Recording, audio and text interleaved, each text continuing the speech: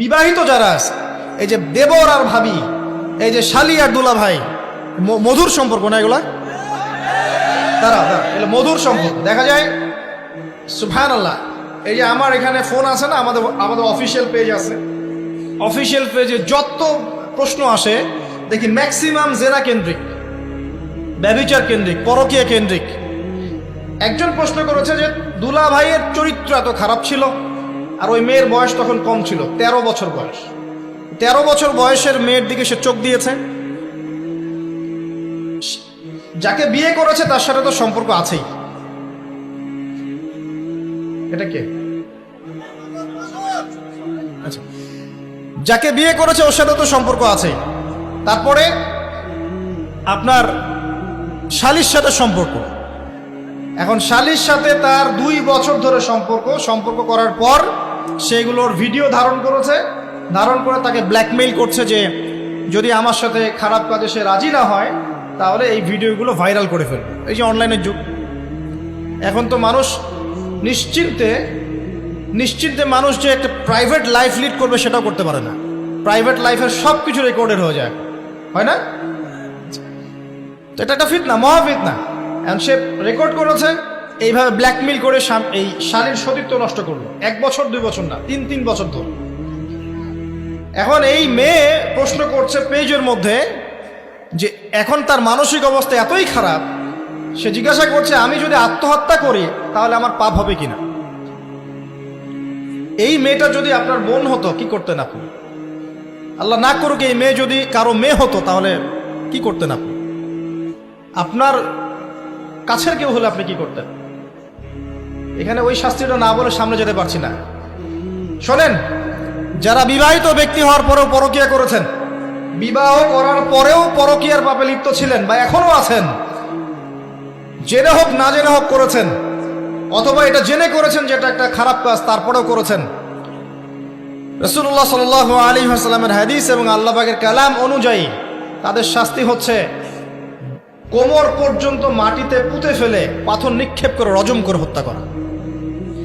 Islamic যদি কোনো রাষ্ট্র থাকতো বা এটা যদি হতো, বা এটা যদি ইমামুল মাহদির যুগ হতো বা ওমর রাদিয়াল্লাহু আনহুর যুগ হতো, তাহলে এই শাস্তির বাইরে আপনি চলতে পারতেন না যদি এটা প্রমাণ হতো। এই শাস্তি যদি দুনিয়াতে কার্যকর নাও হয়, আপনি যদি তওবা না করে মারা যান তাহলে কিয়ামতের মাঠে এই শাস্তি আপনি ভোগ করবেন। খুব মজা লাগছে পরকীয়া করতে? সকালে একটার সাথে, দুপুরে একটার সাথে, আজকে একজনের সাথে রাত কাটান, কালকে আরেকজনের সাথে রাত কাটান, খুব মজা পাচ্ছেন। রাত্রেবেলা মদ খান আর হোটেলে রাত কাটান, সকালবেলা আবার অফিসে যান। আমাদের শহরের এগুলা কালচার কোত্থেকে আসলো? এই শহরকে পবিত্র করবে কে এবং এই শহরের আসল রূপগুলো স্পষ্ট করবে কারা? খুব মজা পাচ্ছেন এগুলোতে। সুবহানাল্লাহ। একটা বিষয় বুঝাই, ইসলামে কেসাস আছে, কেসাস। মনে করেন আমাকে কেউ হত্যা করেছে, আপনি তাকে হত্যা করতে পারবেন। মনে করেন আপনি কাউকে হত্যা করেছেন, ঠিক আমাদের লজের মধ্যে কেউ যদি কাউকে হত্যা করে তাকে ফাঁসি দেওয়া হয় না, এরকমই কেউ যদি কাউকে হত্যা করে ইসলামের বিধান কেসাস করা, মানে হাতের বদলে হাত, চোখের বদলে চোখ, কানের বদলে কান, নাকের বদলে নাক, জানের বদলে জান, যদি প্রমাণ হয়। কিন্তু এখানেও হত্যাকারীর বাঁচার সুযোগ আছে। কিরকম? মনে করেন আপনি আমার পরিবারের কাউকে হত্যা করেছেন, আল্লাহ না করুক। এখন আপনি এসে আমাকে ক্ষমা চাচ্ছেন যে আমার ভুল হয়ে গেছে, আমি রক্তপণ দিব, আমাকে মাফ করে দেন। এখন আমাদের পরিবারে কি আপনাকে বললো ঠিক আছে আপনাকে মাফ করে দিলাম, আপনার কেসাস করার দরকার নেই, আপনি রক্তপণ দিয়ে দেন, তাহলে আপনি বেঁচে থাকার সুযোগ পেলেন। কথা বুঝতে পারছেন? একটা হচ্ছে মুরতাদ। মনে করেন কেউ ইসলামের কিছু বিষয়কে অস্বীকার করেছে, তাকে জেলখানায় বন্দি করে রাখা হবে, সুযোগ দেওয়া হবে যে আপনি কি এগুলো জেনে শুনে বলেছেন নাকি এর উপর অটল থাকবেন না ফিরে আসবেন। সে যদি বলে না আমি তওবা করলাম, আমি এগুলো থেকে ফিরে আসলাম, ও বেঁচে থাকার অধিকার পেয়ে গেল। কিন্তু বিবাহিত ব্যক্তি যারা ব্যভিচার করেছে, বিবাহিত ছেলে বা মেয়ে ব্যভিচার করেছে, তওবা করে যদি ফিরেও আসে, রজমের শাস্তি থেকে বাঁচার কোনো সুযোগ নেই। বুঝতে পারছি না? একজন মহিলার কথা বলি তারা বুঝতে পারবে। এটা একজন মহিলা সাহাবীর ক্ষেত্রেও হয়েছে, একজন পুরুষ সাহাবীর ক্ষেত্রেও হয়েছে। আচ্ছা, পুরুষ সাহাবীর কথা বাদ দিয়ে মহিলা সাহাবীর কথাটা বলি। মহিলা সাহাবী এসেছেন, এসে নবীজিকে বলছেন ইয়া রাসূলুল্লাহ তাহিরনি, আমাকে পবিত্র করুন, আমি একটা অন্যায় করেছি, আমি বিশাল একটা অন্যায় করেছি। নবী সাল্লাল্লাহু আলাইহি ওয়াসাল্লাম বলছে কি করেছো তুমি? তখন সে বলছে আমি জিনা করেছি। নবী সাল্লাল্লাহু আলাইহি ওয়াসাল্লাম বলছেন বাসায় যাও, বাসায় গিয়ে আল্লাহর কাছে তওবা করো, আল্লাহ পাক মাফ করে দিবেন। নবীজি এটাকে হাইড করতে চাচ্ছেন, কারণ কি? যখন আপনি কেস আদালতে নিয়ে যাবেন তখন তো উপায় নাই, আপনাকে তো বিচার করতেই হবে। তুমি বাসায় ফিরে যাও, তওবা করো, আল্লাহ মাফ করে দিবেন। সে মহিলা নাছর বান্দান, না আমার বিচার করে দেন, আমার বিচার করে দেন, পরকালে আমি শাস্তি পেতে চাই না, দুনিয়াতে আমার বিচার করে দেন। নবী সাল্লাল্লাহু আলাইহি ওয়াসাল্লাম বলছে, তুমি কি গর্ভবতী হয়েছো? হ্যাঁ, জেনার কারণে আমি গর্ভবতী হয়ে গেছি। এরকম হচ্ছে না এখন? আর যে অ্যাবর্শন করছে না ওই যে ক্লিনিকে গিয়ে, এটাও ট্রেন্ড হয়ে গেছে। হইল, সমস্যা কোথায়? কি এমন হয়েছে? আমার কি কেরিয়ার নষ্ট হয়ে গেছে? ফ্যামিনিস্ট নোংরা মেয়ে কোথাকার। তারপরে এই মেয়ে বলছে, হ্যাঁ আমি গর্ভবতী হয়েছি ইয়া রাসূলুল্লাহ। নবী সাল্লাল্লাহু আলাইহি ওয়াসাল্লাম বলছেন, বাসায় ফিরে যাও, সন্তান যখন খালাস হবে তারপরে এসব বিচার করে দেব। 9 থেকে 10 মাস সে এই সন্তানকে গর্ভে ধরলো। ধরার পরে সন্তান যখন খালাস হয়ে গেল, সে নবীর কাছে এসে সন্তান কোলে নিয়ে, নবজাতক, ইয়া রাসূলুল্লাহ সাল্লাল্লাহু আলাইহি ওয়াসাল্লাম দরুদ পড়বেন, আমাকে পবিত্র করে দিন, আমার সন্তান হয়ে গেছে এখন। নবী সাল্লাল্লাহু আলাইহি ওয়াসাল্লাম বলছেন, সন্তান কি দুধ খাচ্ছে? হ্যাঁ, দুধ খাচ্ছে। তাহলে তুমি তাকে দুধ পান করাও। কত বছর দুধ পান করাতে হয়? 2 বছর। 2 বছর দুধ পান করাও, দুধ পান করা শেষ হবে তারপরে এসে তোমার বিচার করে দিব। এবার 2 বছর দুধ পান করানোর পর এই মহিলা এসেছে, সন্তানের হাতে একটা রুটি। নবীজিকে বলছেন, ইয়া রাসূলুল্লাহ সাল্লাল্লাহু আলাইহি ওয়াসাল্লাম, আমার সন্তান এখন রুটি খেতে পারে, আমার সন্তান এখন রুটি খেতে পারে, আমার বিচার করে দিন। তখন নবী সাল্লাল্লাহু আলাইহি ওয়াসাল্লাম বলছেন, সাহাবীরা, তোমাদের মধ্যে কেউ কি আছো এই সন্তানের দায়িত্ব নিবে? একজন আনসার সাহাবী বলছেন, আমি দায়িত্ব নিব। তখন এই আনসার সাহাবীর কোলে নবী সাল্লাল্লাহু আলাইহি ওয়াসাল্লাম এই বাচ্চাকে তুলে দিলেন। তুলে দেওয়ার পর খালিদ বিন ওয়ালিদ রাদিয়াল্লাহু আনহু অন্যান্য সাহাবীদেরকে বললেন, যাও এই মহিলাকে নিয়ে যাও, কোমর পর্যন্ত গেড়ে দিয়ে রজম করে হত্যা করো। এবার এই মহিলাকে নিয়ে যাওয়া হচ্ছে। একটা কথা বানিয়ে বলছি না, আপনার আলেম ওলামা যারা আছেন জিজ্ঞাসা করবেন কওমি মাদ্রাসার। এই মহিলাকে নিয়ে যাওয়া হচ্ছে, মহিলাকে পাথর নিক্ষেপ করা হচ্ছে। পাথর নিক্ষেপ করার মধ্যে খালিদ বিন ওয়ালিদ রাদিয়াল্লাহু আনহুর পাথরও ছিল। খালিদ বিন ওয়ালিদ রাদিয়াল্লাহু আনহু নাম শুনেছেন না? বীর সাহাবী, তিনি পাথর নিক্ষেপ করেছেন একটা। এই পাথরের আঘাতে ওই মহিলার কোন একটা জায়গায় লেগেছে, গায়ের লেগে রক্ত বের হয়ে গেছে। রক্তের ছিটাটা তার গায়ের এই যে কাপড় এসে পড়েছে। কাপড় এসে পড়ার সাথে সাথে খালিদ বিন ওয়ালিদ রাদিয়াল্লাহু আনহু বলছেন, ছি ছি ছি ছি ছি, আমার গায়ের মধ্যে এরকম নোংরা ব্যভিচারী মহিলার রক্ত পড়লো কি?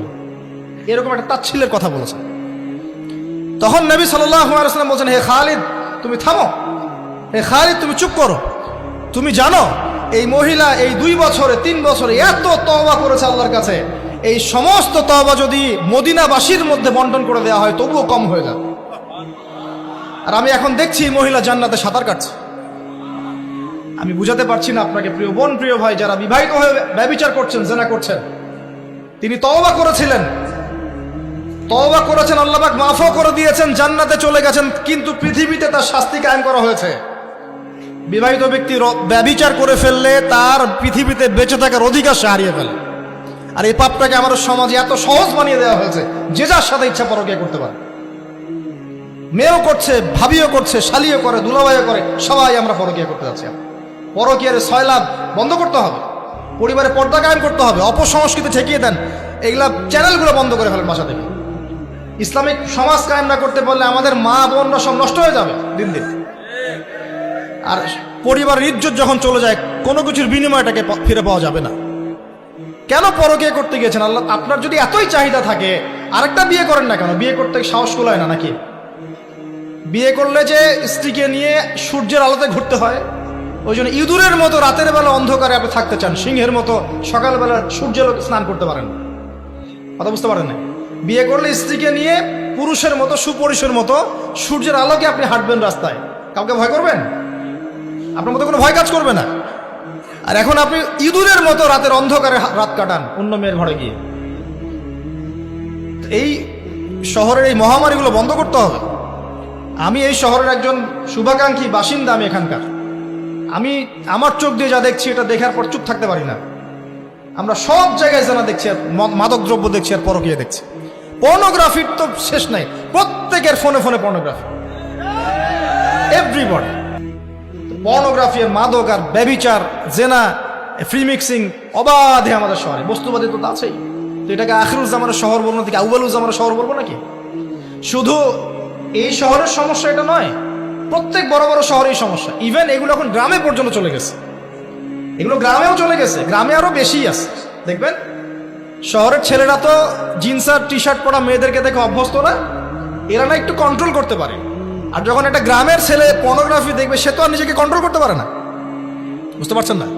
আমাদের শপিং মলগুলোতে গেলে আমরা দেখি টি শার্ট আর গেঞ্জি পরা মেয়ে ঘুরছে, তাই না? এটা দেখতে দেখতে অভ্যস্ত আমরা, এই জন্য আমরা কন্ট্রোল করতে পারি কিছুটা হলেও, তাই না ছেলেরা? কিন্তু গ্রামের ছেলে মেয়ে যারা, তারা কিন্তু পর্ন দেখলে আর কন্ট্রোল করতে পারে না। এবং গ্রামে ধর্ষণ দিন দিন বাড়ছে, ডে বাই ডে। এই সমস্যাগুলো বড় বড় প্রত্যেক বিগ সিটিজ অ্যান্ড টাউনে এই সমস্যা, একই সমস্যা। এর ছড়ালো কারা? ওই পশ্চিমাদের থেকে সমস্ত বিশ্বে এগুলো ছড়িয়ে গেছে। এর এমন একটা সভ্যতা যারা প্রত্যেকটা পাপকে গ্লোবালাইজেশন করে দিয়েছে। সুদ খেয়েছে, সারা বিশ্বে ছড়িয়ে দিয়েছে। মদ খেয়েছে, সারা বিশ্বে ছড়িয়ে দিয়েছে। জেনা করেছে, সারা বিশ্বে ছড়িয়ে দিয়েছে। ফ্যামিলিস্ট রেভলিউশন সারা বিশ্বে ছড়িয়ে দিয়েছে। ব্যাংকিং, সুদভিত্তিক ব্যাংকিং সিস্টেম সারা বিশ্বে ছড়িয়ে দিয়েছে। প্রত্যেকটা সমস্যা দেখবেন ওখান থেকে সারা বিশ্বে ছড়িয়ে গেছে। আর আমরা মনে করি ওরাই নাকি মানবতার মুক্তির পথ দেখাবে। সুবহানাল্লাহ। ওরা তো ছেলে ছেলে বিয়ে করে। যে সম্প্রদায় ছেলে ছেলে বিয়ে করে, ও আমাকে ভালো মন্দ শিখাবে? ওখানে তো একটা প্রত্যেক 10 সেকেন্ডে একটা করে মেয়ে রেপ হয় আফ্রিকান কন্টিনেন্টে। জার্মানির, আমি পর্নোগ্রাফির একটা লেকচার দিয়েছি, দেখবেন নীল দর্পণ, ওখানে সব ডিটেলস দিয়েছে। জার্মানি, ব্রিটেন বলেন, আমেরিকা বলেন, এই প্রত্যেকটা কান্ট্রির মধ্যে প্রত্যেক মিনিটেই একটা করে মেয়ে ধর্ষণের শিকার হচ্ছে। ওরা আমাকে শিখাবে নারীর স্বাধীনতা, অধিকার? আমার কাছে কোরআন এবং সুন্নাহ আছে, রাসূল আছেন, আমার কাছে আল্লাহ আছেন। এগুলোকে বাদ দিয়ে তোমার কথা শুনতে হবে আমাকে? এরা আমাদেরকে বাঁচাবে না, বরং এরা সারা বিশ্বে ইয়াজুজ মাজুজের মতো ফিতনার ফাসাদ সৃষ্টি করে বেড়াচ্ছে। আসুন, একটা ব্যাখ্যার অনেক কথা হয়ে গেল। আল্লাহর ওয়াস্তে যুবক যুবতী যারা আছো, লেকচার যাদের কানে যাবে, আজকেই জেনা থেকে তওবা করতে হবে। জেনার ধার কাছে যাওয়া যাবে। হালালভাবে বিয়ে করো। যদি তোমার খুব যৌন চাহিদা থাকে, তোমার অনেক চাহিদা, তোমার অনেক সম্পত্তি আছে, ব্যালেন্স করতে পারো, একাধিক বিয়ে করো, কি সমস্যা? পরকীয়া করতে যাচ্ছেন কি জন্য? করবেন না। আর হালাল উপার্জনের সোর্স হয়ে গেছে, অবিবাহিত থাকার দরকার নাই, বিয়ে করে ফেলেন। বিয়ে আপনার জীবনটাকে সুশৃঙ্খলতা নিয়ে আসবে। আমি গার্ডিয়ানদেরকে রিকোয়েস্ট করবো যে বিয়েটাকে সহজ করে দেন, কঠিন জটিল করেন না, জেনা বাড়তে থাকবে। না হলে যে সন্তান, যে ছেলেটাকে মেয়েটাকে ছোট মনে করছেন না, ছোট নাই, সে অলরেডি 4-5 ঘাটের পানি খেয়ে আসছে, দেখবেন। আপনারা পরিসংখ্যান দেখেন, বাংলাদেশের ইয়াং ইউথ জেনারেশন যারা আছে, এদের মধ্যে ম্যাক্সিমামই বিবাহ বহির্ভূত সম্পর্ক স্বাদ পেয়ে গেছে অলরেডি। স্কুল কলেজ পাশ করেনি, এখন পর্যন্ত যৌন সম্পর্ক করে বসে আছে। আর ছোট ছোট মেয়েগুলোকে ছোট মনে হয়, বদের হাড্ডি সবগুলো। সব জায়গায় দেখবেন এরা বেশি বদের হাড্ডি। কেন বলছি জানেন? এরা ছেলেদেরকে সিডিউস করে। ভালো মেয়ে কোথায় খুঁজে পাবেন এখন? খুব রেয়ার, খুবই ডিফিকাল্ট। এমনকি আর ভিতরে কথা বলতে গেলাম না, আমার ফ্যামিলির, আমাদের স্ত্রীরা তো মাদ্রাসায় পড়েছে, পড়ে নাই? ভিতরে কথা বলতে গেলাম না, মাদ্রাসায় পড়া মেয়ে কেমন করে এগুলা কাজ করতে পারে? অতএব বিয়েটাকে সহজ করেন, জেনাটাকে বন্ধ করেন, পরকীয়ার রাস্তা বন্ধ করেন। এগুলো শাস্তি দুনিয়াতে না পেলেও পরকালে পেতে হবে। কিন্তু রাসূলুল্লাহ সাল্লাল্লাহু আলাইহি ওয়াসাল্লাম মেরাজের রাতে গিয়ে দেখে এসেছেন যে একটা চুলা দেখেছেন, চুলা তন্দুর চুলার মতো, নিচের দিকটা ফাঁপা, উপরের দিকটা সরু, আগুন জ্বলছে দাউ দাউ করে, এক শ্রেণীর মানুষকে পোড়ানো হচ্ছে। আগুন যখন ফ্লো বাড়ছে, মানুষ উপরে আসছে, ফ্লো কমছে, নিচে নামছে, এভাবে। রাসূলুল্লাহ সাল্লাল্লাহু আলাইহি ওয়াসাল্লাম জিজ্ঞাসা করলেন, ইয়া জিবরিল, এরা কারা? জিবরাইল আলাইহিস সালাম বলছে, এরা আপনার উম্মতের সেই সব ব্যক্তি যারা জেনার পাপে লিপ্ত ছিল, এবং তাদের এই আযাব থেকে এত দুর্গন্ধ বের হচ্ছে কল্পনা করতে পারবেন না। আরেক শ্রেণীর লোককে দেখেছেন, সামনে এই যে ভালো গোশত, পাশে খারাপ পচা গোশত, বসে বসে পচা গোশত খাচ্ছে, ভালো গোশত খাচ্ছে না, শাস্তি হচ্ছে কবরে, বারজাখের জগতে। নবী জিজ্ঞাসা করছেন, এরা কারা? জিবরাইল আলাইহিস সালাম বলছে, এরা হচ্ছে আপনার উম্মতের সেই সব ব্যক্তি যাদের ঘরে পবিত্র স্বামী ছিল, পবিত্র স্ত্রী ছিল, তাদের সাথে সন্তুষ্ট না থেকে তারা পরকীয়া করেছে। আল্লাহ পাক আমাদের শহরটাকে হেফাজত করুন। এখানে একটাই সলিউশন, ইসলামিক অনুশাসন, আদারওয়াইজ অন্য কোনো সলিউশন নাই। কতক্ষণ ভালো থাকবেন আপনি? চতুর্দিক থেকে আপনাকে জেনায় উদ্যুক্ত করা হচ্ছে। আপনি অনলাইনে ঢোকেন, এই যে ফোনটা নেন, ফেসবুকে ঢোকেন, ইউটিউবে ঢোকেন, খালি জেনা আর জেনা। মানে জেনাটাকে এমনভাবে দেখানো হয় যে কি যে মজার একটা বিষয়, কি যে মজা একটা। অথচ জানেন, জেনার মধ্যে যার্রা পরিমাণ কোনো সুখ নাই। আপনি হালালভাবে বিয়ে করেন, আপনি যে সুখটা পাবেন, আপনি শত শত জেনা করলে সেই সুখ পাবেন না। এটাকে দেখানো হয়, এই যে পর্নোগ্রাফি যা দেখায়, সবই ভুয়ার বানোয়ার। এটা টোটালি বানোয়ার জিনিস। শুটিং আছে না, শুটিং, ওই যে নায়ক নায়িকা নাচানাচি করে, শ্যুট করে না, ঠিক সেম ভাবে এটাকে শ্যুট করা হয়। এগুলো শুটিং জাস্ট, আর কিছু না। তো কেন ছড়িয়ে দেওয়া হলো? কারণ মুসলিমদের ইমান, তাদের তাকওয়া, তাদের কলবের যে নূর, এটাকে নষ্ট করার জন্য। কারণ মুসলিম যুবকরা যদি ইসলামের আলোয় উদ্ভাসিত হয়, তাদেরকে ঠেকানো এত সহজ নয়। তাদের দ্বারা ইনশাআল্লাহ দেশ, জাতি এবং উম্মার খেদমত হবে। এই কারণে তারা সুকৌশল এটা করেছে। আসেন, অনেক লম্বা না করে আমি ফিনিশিংয়ের দিকে টানছি এখন এদিক থেকে। দ্বিতীয় ব্যাখ্যা এটা হতে পারে যে সমাজে ন্যায় অন্যায়, হক বাতিলের মানদণ্ডই কি হবে? উল্টে যাবে। উল্টে গেছে কিনা? মানুষ এখন মিথ্যাবাদীকে সত্যবাদী মনে করে কিনা? এবং ওয়ার্ল্ডে যত বড় বড় মিথ্যা নিউজগুলো হয়, সবাই এগুলোকে সত্য মনে করে না। আবার সত্য নিউজগুলোকে মানুষ মিথ্যা মনে করে।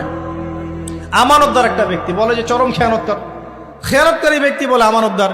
যার চরিত্র দেখবেন সবচেয়ে খারাপ, ওকে বলছে একেবারে কি চরিত্র, মহান চরিত্র অধিকারী। আর সবচেয়ে উন্নত চরিত্র অধিকারী নবী সাল্লাল্লাহু আলাইহি ওয়াসাল্লামকে মানুষ গালি দেয়, তাই না? তো দেখেন, মানদণ্ড উল্টে গেছে। আরেকটা ব্যাখ্যা বলছি এই হাদিসের শব্দটার, আনতালি দালামাতু রাব্বাতুহা। হ্যাঁ, সত্যি সত্যি দাসী মনিবকে জন্ম দিতে পারে, এটা বোঝার জন্য এই যুগটাই সবচেয়ে উৎকৃষ্ট। কিভাবে জন্ম দিতে পারে দেখুন, একটু মনোযোগ দেন। ফ্যামিলিস্ট রেভলিউশনের কারণে বহু মেয়ে বাইরের সভ্যতা, যারা এইসব কান্ট্রিতে না, বাইরের কান্ট্রিগুলোতে বাচ্চা কাচ্চা নেওয়ার সময় পায় না। ফ্যামিলিস্ট রেভলিউশনের কারণে বহু মেয়ে বাচ্চা কাচ্চা নেওয়ার সময় পায় না। বাচ্চা নিবে কিভাবে? এখন সন্তান তো দরকার। তখন কি করে? মধ্যবিত্ত, নিম্ন মধ্যবিত্ত কান্ট্রিগুলো থেকে কিছু মেয়েকে হায়ার করা হয়। তাদের যে গর্ভটা, এটাকে হায়ার করা হয়, যে তোমার গর্ভে আমার স্পার্ম ইনজেক্ট করা হবে এবং 9 মাস সেখানে সন্তানটা হবে। তারপর সন্তান জন্ম দিয়ে তুমি তোমার অনারিয়াম নিয়ে চলে যাবে। মনে করেন, বুঝাচ্ছি, মনে করেন আমেরিকার একটা কাপল, ওদের তো মেয়েদের বাচ্চা কাচ্চা নেওয়ার সময় নেই। তো প্রোগ্রেস, এগিয়ে যাওয়া, ইজ্জতও থাকে না। 10-15 বছরের মধ্যেই সারা জীবন এভাবেই তারা চলে। 10টা-20টা জেনা হয়, এগুলো কোনো বিষয় না। ডিভোর্স তো সকালে বিয়ে হলে বিকেলে ডিভোর্স হয়। বাচ্চা কাচ্চা নেওয়ার ফুরসত নাই। এখন আমেরিকান এক মেয়ে ধরেন, এক ছেলে ধরেন, একটা শ্রীলঙ্কার কোনো মেয়ের গর্ভ ভাড়া করেছে। এখন গর্ভের সন্তান হলো। সন্তান জন্ম দেওয়ার পরে এই সন্তানটা নিয়ে তাকে তার অনারিয়াম দেওয়া হচ্ছে $10,000-20,000 ডলার নিয়ে সে বাচ্চাটা দিয়ে দিল। এই যে বাচ্চাটা যে হলো, এই বাচ্চাটা হচ্ছে মনিবের, আর এই মেয়েটা হচ্ছে এখানে দাসী। এই যে দাসী তার মনিবকে জন্ম দিল কি দিল না? বুঝতে পারছেন না কথা মনে হয়? এই ব্যাখ্যাটা আজকে থেকে 30-40 বছর আগেও করা যেত না। এখন 30-40 বছরের মধ্যেই ব্যাখ্যাটা করা যায়। ইসলাম এভাবেই চিরপ্রাচীন, চির নতুন, চির আধুনিক।